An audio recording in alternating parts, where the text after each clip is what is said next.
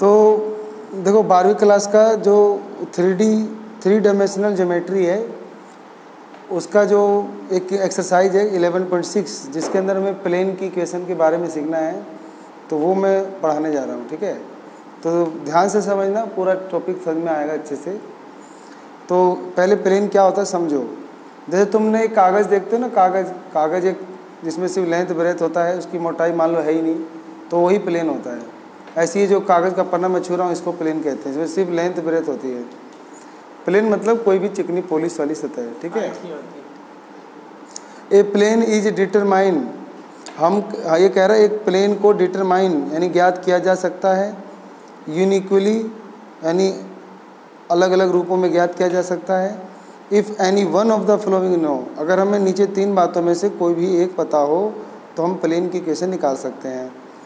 तो हमें ये तीनों सीखना है। तो मैं सिखा रहा हूँ आज पहला वाला कि the normal to the plane, हमें प्लेन के नॉर्मल पता हो। नॉर्मल होता है कि एक प्लेन के ऊपर परपेंडिकुलर लाइन, जो लंबवत, एक कोई प्लेन होगा उसके ऊपर लंबवत, जैसे कागज़ एक प्लेन है ना, तो एक ऐसे परपेंडिकुलर होता है, एकदम ऐसे खड़ी रेखा, एकदम ऐसे खड़ी, एकदम मेरे उंगली की तरह से खड़ी रेखा। तो पहला हो गया कि normal to the plane and its distance from origin is given, यानी हमें ओरिजिन से प्लेन का डिस्टेंस पता हो और प्लेन के ऊपर एक नॉर्मल पता हो, तो हम एक प्लेन की इक्वेशन निकाल सकते हैं।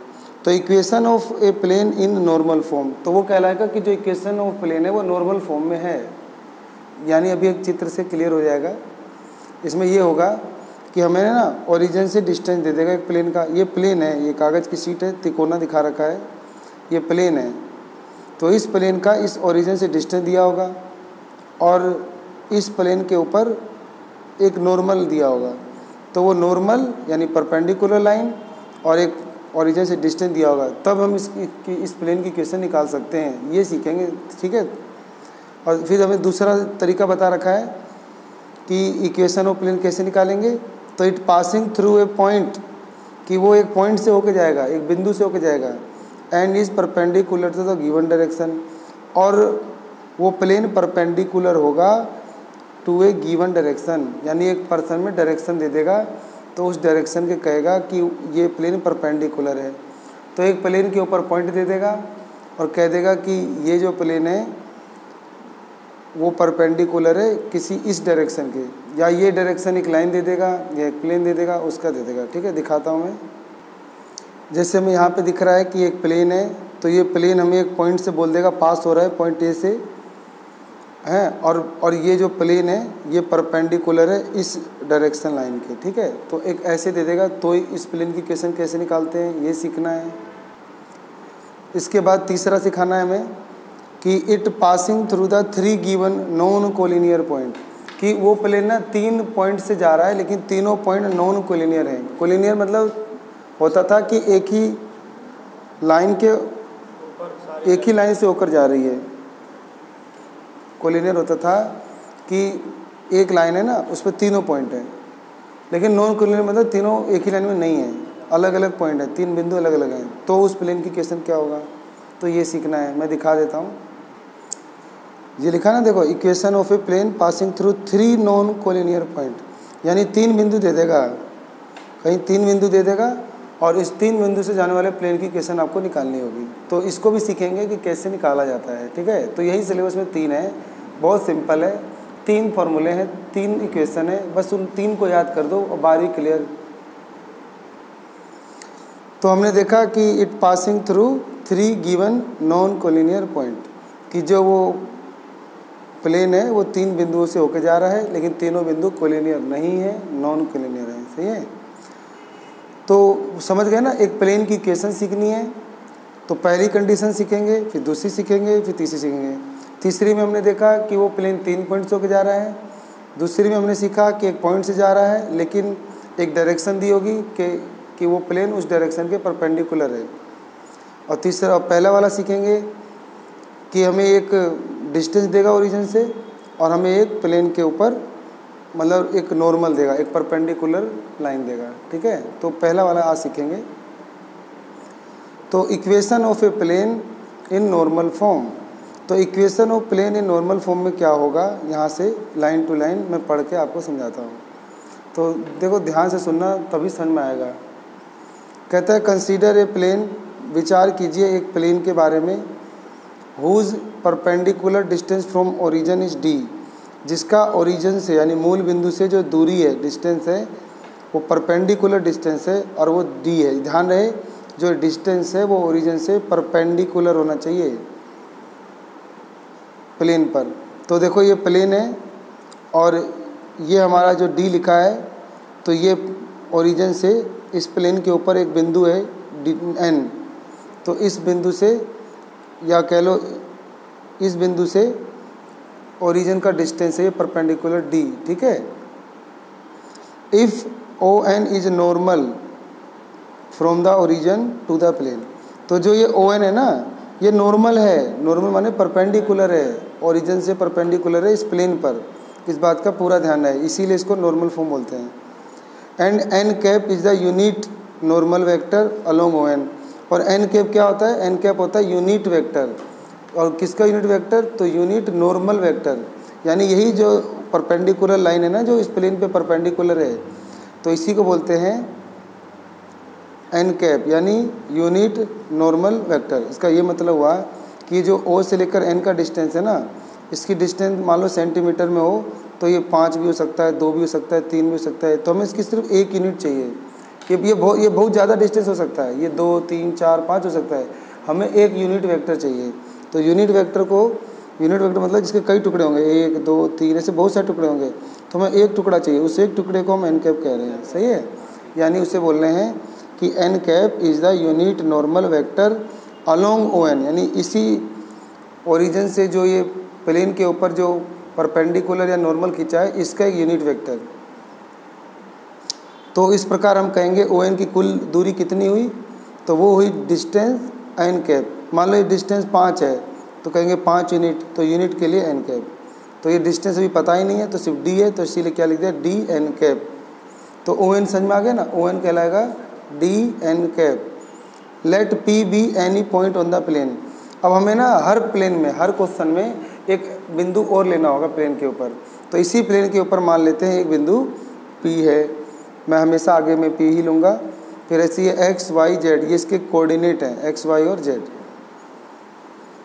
तो P be the any point on the plane, P कोई पॉइंट है इस प्लेन पर। देयरफॉर इस प्रकार एन पी वेक्टर, अब देखो एन से पी मिलाओगे तो एन पी वेक्टर बनेगा, तो N P vector is perpendicular. अब ये वेक्टर परपेंडिकुलर होगा ओ एन वेक्टर पे, यानी इस वेक्टर पे।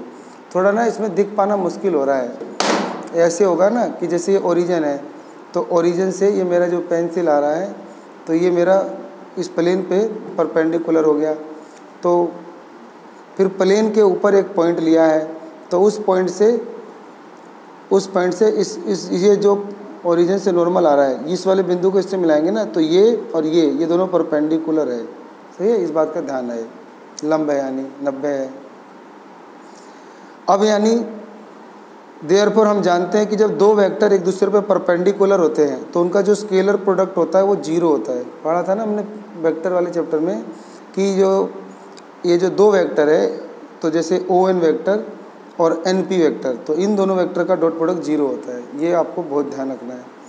अब लेट कर लेंगे कि जो अभी हमने जो पॉइंट पी लिया था इसको ओरिजिन से मिलाएंगे ना, तो ये पोजीशन वेक्टर आ जाएगा, इसे आर वेक्टर लिखते हैं, सही है। तो लेट कर लेंगे R vector be the position vector of the point P, ये पॉइंट पी का पोजीशन वेक्टर आर वेक्टर है। तो अब इसमें ना ट्रायंगल लॉ ऑफ एडिशन लगाएंगे, ट्रायंगल लॉ ऑफ, तो हमने ऐसे ट्रायंगल लॉ ऑफ एडिशन सीखा था, तो उसमें हमने सीखा था कि दो वेक्टर का सम तीसरे वेक्टर के इक्वल होता है। तो मैं जोड़ने जा रहा हूँ ओ एन वेक्टर और प्लस एन पी वेक्टर, तो इन दोनों का सम ट्रायंगल लॉ ऑफ एडिशन से क्या होगा, ओ पी वेक्टर के सेम होगा, सही है।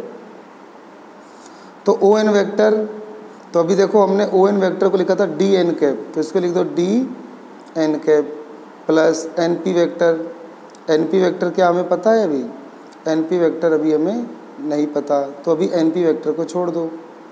और ओ पी वेक्टर मैंने अभी निकाला था आर वेक्टर थे, हाँ लिख दो आर वेक्टर, सही है।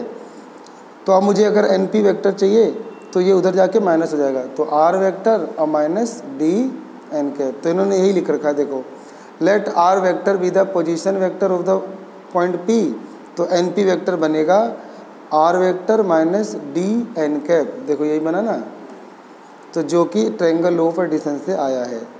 अब क्या होगा, तो हमें एन पी वेक्टर पता चल गया। तो मैंने अभी यहाँ बताया था कि ये जो दो वेक्टर जो आपस में परपेंडिकुलर है, इनका स्केलर प्रोडक्ट क्या होता है, जीरो। तो यानी एन पी वेक्टर की जगह जो ये आया है, मैं यहाँ पे देखो इस एन पी वेक्टर की जगह ये पुट कर दिया, और ओ एन वेक्टर कितना है, ओ एन वेक्टर है आपका डी एन कैप। देखो ओ एन कितना वेक्टर है, ओ एन वेक्टर अभी हमने देखा था डी एन कैप है। तो मेरे को ये दोनों का डॉट प्रोडक्ट करना था, एन पी वेक्टर था नहीं, तो अभी मैंने ट्रायंगल लॉ से निकाल लिया, D R minus D N आ रहा है तो यहाँ लिख दिया, और ओ एन कितना आ रहा है, डी एन आ रहा है, ये पर्सन में हमने देखा था यहाँ पे, तो हमने यहाँ पे लिख दिया, और डॉट प्रोडक्ट क्या लिख दिया, जीरो। अब एक बार ये इससे गुना होगा और एक बार ये इससे गुना होगा। इससे पहले जो ये डी है ना, ये कांस्टेंट होता है, ये जीरो के बटे में चला जाएगा तो जीरो हो जाएगा, तो बचेगा R vector minus D N cap और डॉट प्रोडक्ट एन कैप। अब ना इसको एक बार इसको इससे गुना करोगे तो R vector dot N cap, और एक बार ये इससे गुना होगा तो घटा D N cap N cap. तो तुमने पढ़ा था कि अगर कोई भी दो मतलब दो एन कैप सेम हो तो उनका स्केलर प्रोडक्ट 1 होता है, ठीक है, यानी वो उन दोनों के बीच में एंगल जो होता है वो जीरो बन रहा है इसलिए, तो इसीलिए एन ये एक हो जाएगा। तो बन गया आपका R vector dot N cap minus D, क्योंकि ये तो एक हो गया, और माइनस का डी उधर जा क्या हो जाएगा, प्लस का डी। तो यही आपका बन गया, this is the vector form of equation of plane. तो एक प्लेन का ये वेक्टर फॉर्म बन गया, और ये वेक्टर फॉर्म नॉर्मल फॉर्म कहलाता है प्लेन का। इसका मतलब होता है ओरिजिन से एक प्लेन के ऊपर परपेंडिकुलर डिस्टेंस, सही है।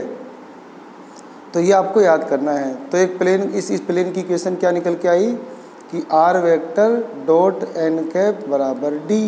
तो ये आपका बन गया ये वाला equation of a plane in a normal form. तो ये आपको याद ही करना है, इतना ज़्यादा समझने की ज़रूरत नहीं है। समझ में ये आ गया तो अच्छी बात है, अगर समझ में नहीं आया तो टेंशन मत लो, बस यही याद करना है। आपसे एग्ज़ाम में यही पूछेगा, बस प्रूव करने थोड़ा पूछेगा।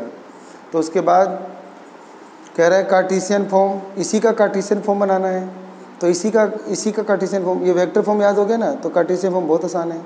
जहाँ पे आर वेक्टर है वहाँ पे एक्स के कोऑर्डिनेट हमने देखे थे ना, पी के कोऑर्डिनेट एक्स वाई जेड थे, तो उनके साथ ले लेंगे डायरेक्शन आई जे और के, और यहाँ पर पुट कर देंगे। और एन वेक्टर क्या था, एन वेक्टर था ये जो ओरिजिन से जो इस प्लेन पे नॉर्मल था ना, इस नॉर्मल का यूनिट वेक्टर, और कोई भी यूनिट वेक्टर होता है उसको ऐसे लिखते हैं।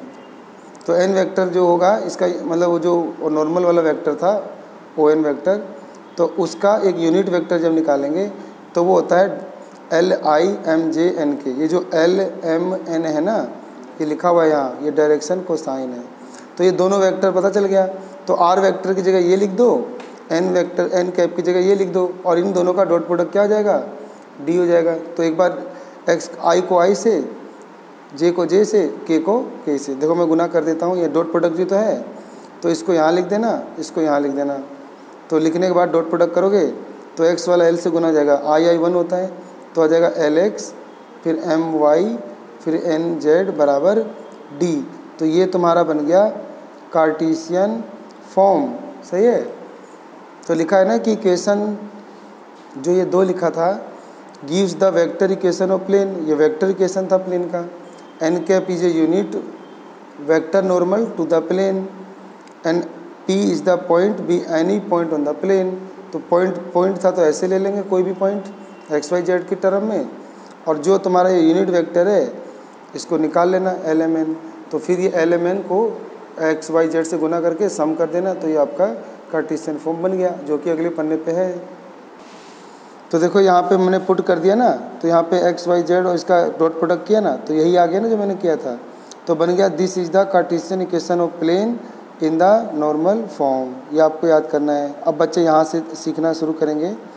तो कहता है कि ये जो भी इक्वेशन थर्ड आई है, इक्वेशन थर्ड शो दैट, ये दर्शाता है इफ़ आर वेक्टर का डॉट प्रोडक्ट करते हैं ना ए आई बी जे सी के से, तो वो डी आता है। Is a vector equation of plane, ये वेक्टर इक्वेशन प्लेन है। अब ये एल एम एन को ए बी सी भी मान सकते हो। तो ax plus B Y plus C Z is the Cartesian equation of plane. ये कार्टेशियन इक्वेशन ऑफ प्लेन कहलाता है, ये भी। और जहाँ पे ए बी सी जो है वो डायरेक्शन रेशियो है of the normal to the plane. तो कोई ज़रूरी नहीं है कि आप एल एम एन ही लो, आप ए बी सी भी ले सकते हो। दोनों में ये फ़र्क है, जब एल एम एन होगा तो इसका मतलब वो डायरेक्शन कोसाइन है, और जब ए बी सी हो गए तो वो डायरेक्शन रेशियो है। तो दोनों का दोनों ही आपका एक प्लेन का नॉर्मल फॉर्म होता है। तो हमने देखा आज कि जो एक प्लेन होता है उसका वेक्टर फॉर्म क्या होता है, तो याद कर लेना, R vector dot N cap equal to D होता है वेक्टर फॉर्म। और हमने कार्टेशियन फॉर्म ये सीखा या ये सीखा, ठीक है, मतलब ये वाला, तो ये याद कर लेना। अब एक क्वेश्चन देखते हैं, ये वाला प्रश्न है कि find the vector equation of the plane. कहता है एक वेक्टर इक्वेशन पता करो प्लेन का, which is at a distance, जिसका जो डिस्टेंस है वो इतना है, फ्रॉम ओरिजिन से डिस्टेंस दे दिया यानी डी मिल गया आपको, और and normal vector from the origin, तो हमें ना नॉर्मल वेक्टर दे दिया ओरिजिन से इतना है। तो अब इसका क्या निकालना पड़ेगा, इसका यूनिट वेक्टर निकालना पड़ेगा ना, क्योंकि फॉर्मूला तो था R vector dot unit normal का यूनिट वेक्टर का डॉट प्रोडक्ट डी था ना, तो डिस्टेंस तो मिल ही गया, और हमें ये ओरिजिन से और ये नॉर्मल वेक्टर भी मिल ही गया। तो बस इसका क्या निकालना पड़ेगा, यूनिट वेक्टर। तो याद करो यूनिट वेक्टर कैसे निकालते हैं, एन वेक्टर लिख दो। तो यूनिट वेक्टर निकालने के लिए इसको इसी के मैग्नीट्यूड से भाग, तो ये जो 2 3 4 है तो अंडर रूट 2 का स्क्वायर 3 का स्क्वायर 4 का स्क्वायर कर लेना, तो इनका जो सम आएगा उससे भाग कर देना। अब ये तुम्हारा यूनिट वेक्टर बन गया। अब इस यूनिट वेक्टर को इस फॉर्म में लिख देंगे, आर वेक्टर जगह आर छोड़ देंगे, एन कैप तो ये आ ही गया तो इसको यहाँ लिख देंगे, और डिस्टेंस ये दिया था यहाँ लिख देंगे। बस यही आपका कहलाता है vector equation of a plane. सही है। अगला एक और क्वेश्चन है, कहता है कि फाइंड द डायरेक्शन कोसाइन। हमें डायरेक्शन कोसाइन निकालना है of the vector unit vector perpendicular to the plane. तो यूनिट वेक्टर का जो परपेंडिकुलर है इस प्लेन पर, यानी ये प्लेन की इक्वेशन दे दिया, पासिंग थ्रू द ओरिजिन से जा रहा है, तो ओरिजिन जा रहा है तो यही वाली कंडीशन रहेगी। तो पहले तो ये आपका इक्वेशन हो गया, तो मैं ये जो दिया है ना ये इसी का एक पहले मैग्नीट्यूड निकाल लो, और मैग्नीट्यूड आ गया तो सबको मैग्नीट्यूड से भाग कर दो। अब ये बन गया आपका R vector dot N cap बराबर डी वाला फॉर्म। अब ये बन गया, तो हमें पूछा गया था डायरेक्शन कोसाइन, तो ये जो -6/7 है, 3/7 है, 2/7 है, यही कहलाता है डायरेक्शन कोसाइन, ये लिखा। और अगर वो पूछेगा ओरिजिन से डिस्टेंस बताओ, तो ये जो 1/7 है ये ओरिजिन से डिस्टेंस हो जाएगा। तो बस अब इसको इस फॉर्म में ले आए, तो इसको कंपेयर कर लेना, तो आपको ओरिजिन से जाने वाला जो लाइन है तो उसका आपको ये जो था ना ये डायरेक्शन कोसाइन आपको मिल जाएगा, ओरिजिन से डिस्टेंस ये हो जाएगा। ठीक है। अब देखो एक और 15वां एग्जाम्पल है, find the distance of plane. हमें इस प्लेन का डिस्टेंस निकालना है ओरिजिन से, तो लिख दिया कि सिंस डायरेक्शन रेशियो और नॉर्मल प्लेन, ये जो एक्स वाई जेड के साथ होता है ना, ये डायरेक्शन रेशियो होता है। अब क्या करेंगे कि डायरेक्शन रेशियो है ना, तो इसको क्या किस में बदलना है, इसको बनाना है यूनिट वेक्टर में। तो हमें चाहिए डायरेक्शन कोसाइन, तो हम क्या करेंगे, इस 2 को इन्हीं तीनों के मैग्नीट्यूड निकाल के डिवाइड कर देंगे, तो ये आपका आ जाएगा डायरेक्शन कोसाइन। तो अब ये डायरेक्शन कोसाइन आ गया, तो हमें क्या चाहिए था, डिस्टेंस। तो ये जो डायरेक्शन कोसाइन आया, तो सबका मैग्नीट्यूड क्या है, √29 है, तो सबको ये √29 से लगभग भाग कर देना, तो आपका जो ये इधर वाला बच जाएगा ना ये, तो यही आपका ओरिजिन से डिस्टेंस आ जाएगा। ठीक है।